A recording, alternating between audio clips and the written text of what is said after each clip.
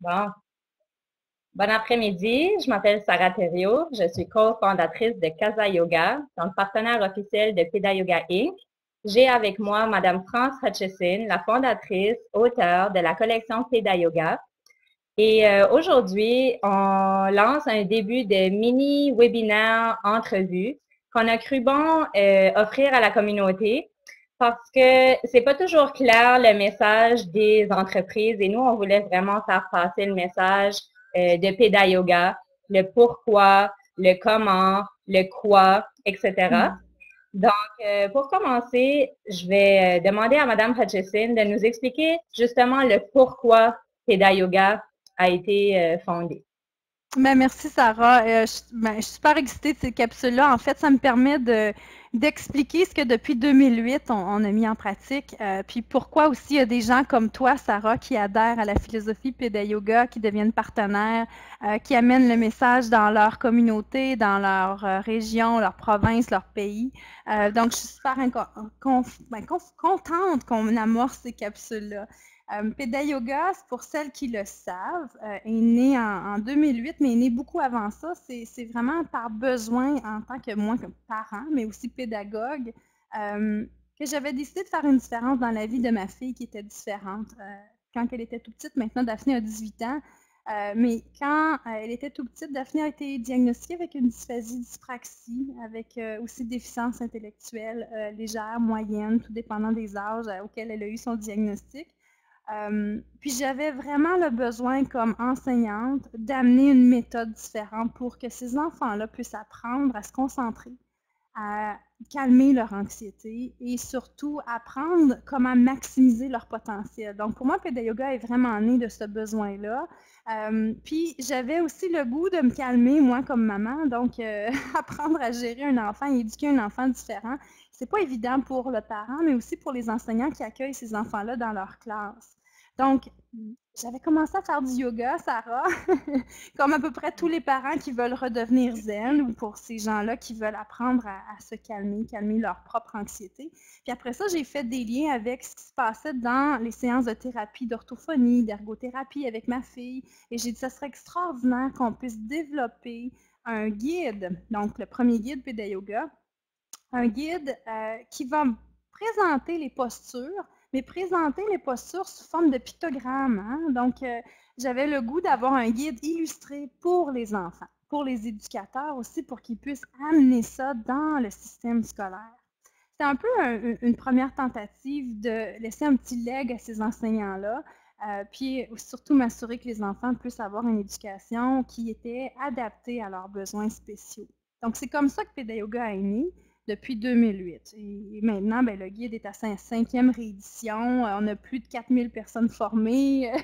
Ça a fait boule de neige, comme on dit, puis c'est devenu un super beau projet où maintenant, c'est devenu une entreprise où on forme des gens, on vend des produits, puis surtout, le but, c'est d'aider les enfants à apprendre à se concentrer. Donc, pas seulement pour les enfants différents. OK. Donc, si je comprends bien, c'est vraiment de là où vient le PEDA dans la méthode PEDA Yoga. On ne fait pas juste du yoga, c'est vraiment une façon Hmm. d'éduquer les enfants, donc d'emmener les techniques de yoga dans l'éducation des enfants. Oui, ben c'est parce que quand j'ai découvert le yoga, je suis tombée littéralement en amour avec le yoga, la tradition du yoga, les différentes écoles de pensée de yoga. Ce que j'avais besoin de faire, c'est d'amener le yoga traditionnel pour qu'il puisse vraiment bien s'intégrer dans le système éducationnel. Donc, les résistances que moi je pouvais observer du yoga traditionnel étaient plutôt l'aspect spirituel, l'aspect un peu trop spirituel qui était présenté dans les méthodes traditionnelles. Donc, pour moi, c'était vraiment important d'amener plus les bienfaits du yoga du monde traditionnel, mais qui soient vraiment adaptés à l'éducation de nos enfants. Donc, on n'explique pas les mots sanscrits, par exemple. Hein, donc, les postures de yoga ont des noms qui ont une signification pour les enfants. Donc, ce sont des noms d'animaux de postures où les postures sont représentées par des animaux ou des éléments de la nature, plutôt que expliquer le mot sanskrit de la tradition du yoga. Donc, c'est important vraiment pour moi, à cause de mon profil pédagogue, euh, de m'assurer que le yoga s'adapte aux enfants et au système éducationnel et non pas l'inverse. Et non pas que l'enfant s'adapte à la spiritualité, au monde traditionnel du yoga. Donc, je voulais vraiment m'assurer que le PEDA soit avant le mot yoga. Et je pense que c'est ce qui a fait le succès de PEDA Yoga aussi, parce qu'on peut s'intégrer maintenant dans la vie de l'enfant, que ce soit à la maison, à l'école, mais on s'intègre dans le quotidien de l'enfant et on s'adapte. Donc, on peut faire des postures le matin en se levant, en allant vers l'école ou à la maison, en soirée lors de la période des devoirs, quand les parents veulent apprendre ces méthodes-là. Mais on peut aller vraiment aussi plus s'intégrer dans le curriculum scolaire où on dit avant un examen, voici ce qu'on peut faire pour que l'enfant puisse se détendre, apprendre à se concentrer, ou bien dans les intégrations des apprentissages, quand on donne une leçon aux enfants, le professeur peut amener des postures de yoga, peut amener des exercices de relaxation, de détente pour que l'enfant maximise son apprentissage puis l'intégration de l'information. Donc, il y a énormément de bienfaits. Oui, donc par le mouvement, hein? Il y a beaucoup de recherches qui démontrent que le mouvement, c'est ça, favorise la rétention. Peut-être que tu peux élaborer là-dessus. Oui, on a fait, en fait, ça vient de très loin, Sarah. Écoute, je te ramène dans ma jeunesse.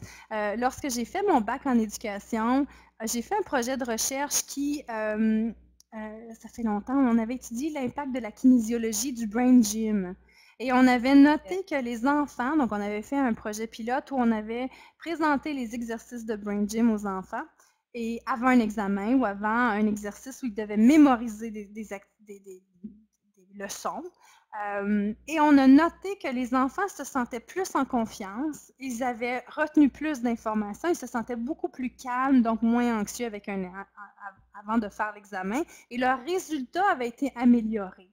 Donc, quand on regarde le Brain Gym aussi qu'on retrouve un peu les bienfaits ou les méthodes similaires dans PEDA Yoga, quand on regarde le Brain Gym, tous les bienfaits associés à ça par le mouvement, les activités physiques, les exercices qu'on présente aux enfants, puis qu'on transforme leur état d'être par le mouvement, mais c'est ça qu'on a intégré dans PEDA Yoga. Donc, quand on apprend le PEDA Yoga, on apprend vraiment quelques petits exercices, posture, mouvement, respiration, qui va aider l'enfant à être mieux dans sa tête, mieux dans son cœur, mieux dans son corps, donc être capable de mieux apprendre et donc mieux gérer tout ce qui se passe comme stress autour de lui.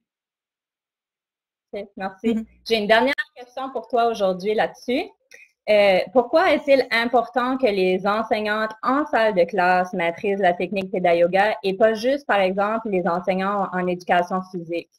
Oui, ben c'est comme ça que ça a été au début présenté, le PEDA Yoga.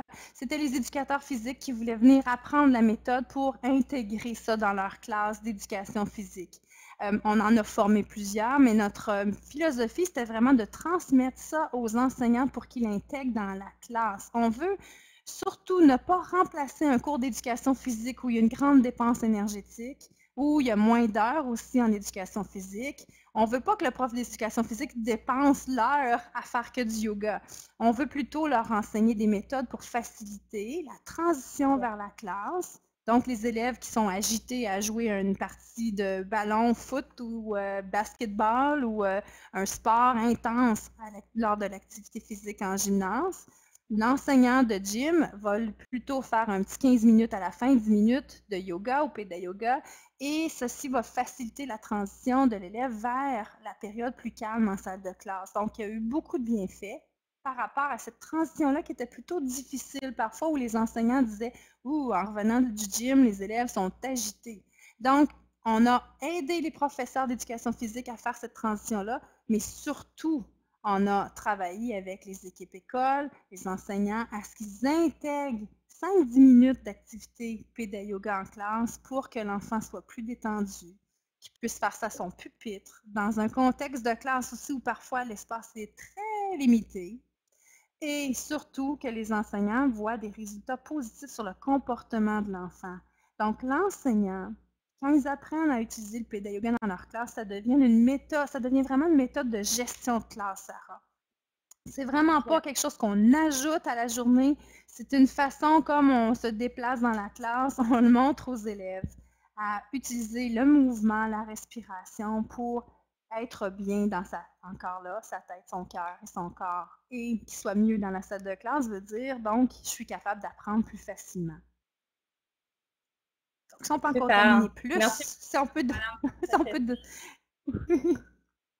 donc, le but, c'est Alors, vraiment que... oui, Je te excuse-moi, laisse vas-y. parler. OK.